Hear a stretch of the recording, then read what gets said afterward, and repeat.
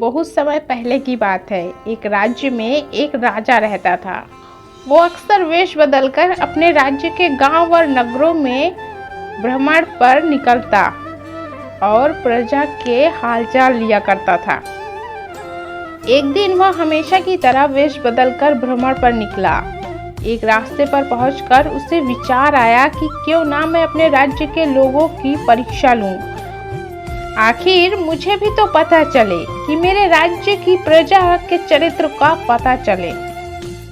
उसने एक रास्ते के किनारे पड़ा एक बड़ा सा पत्थर रास्ते के बीचों बीच ढकेल दिया। रास्ते के बीचों बीच आ जाने की वजह से पत्थर ने आधा रास्ता घेर लिया था। वह रास्ते पर अवरोध की तरह था। राजा पेड़ के पीछे छुप गया और देखने लगा कि कौन उस रास्ते के पत्थर को हटाता है। कई लोग उस रास्ते से गुजरे और रास्ते पर पड़े पत्थर को देखकर अपनी असुविधा जताने लगे। वे राजा की बुराइयां करते कि उसे प्रजा की परेशानियों का ध्यान नहीं है। रास्तों पर इस तरह बड़े बड़े पत्थर पड़े रहते हैं, लेकिन उन्हें हटाने की कोई व्यवस्था नहीं करती।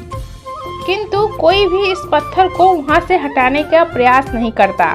राजा छुपकर सारा हाल देख रहा था। कई घंटे बीत गए, किंतु किसी ने उस पत्थर को हटाने का प्रयास नहीं किया था।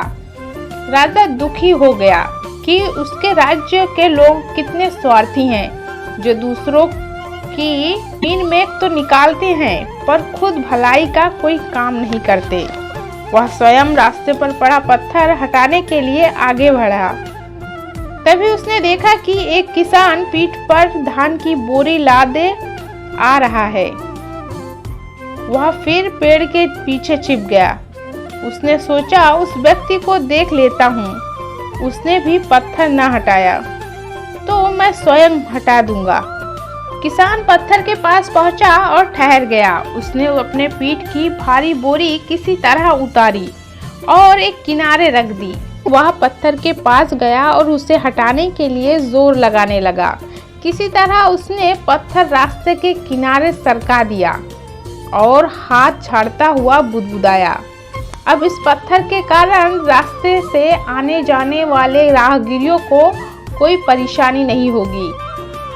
वह अपनी बोरी उठाने के लिए बढ़ने लगा तो उसकी नजर एक पोटली पर पड़ी। वह उसी स्थान पर थी जहां पत्थर पड़ा था। राजा ने ही वह पोटली पत्थर के नीचे दबाई थी। उसके साथ एक पत्र भी था।